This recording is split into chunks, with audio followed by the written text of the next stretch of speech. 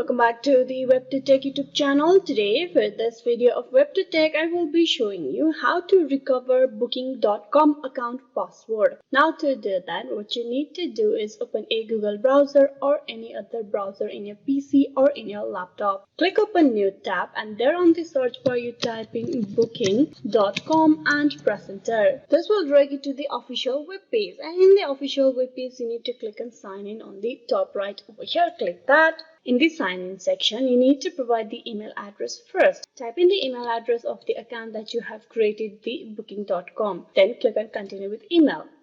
This will direct you to this page where you need to provide the password to log in. But I'll show you how you can recover without going through this password process. Click on forgot your password over here. Click that. Now that's the email address that you need, where they will send you a link to reset your password account. Now click on send reset link.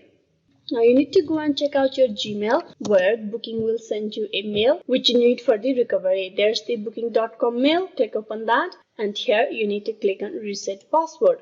It will open the web page in another tab where you can provide a new password for the account. Type in the new password on the text box, and below you type in the same password as above for the confirmation.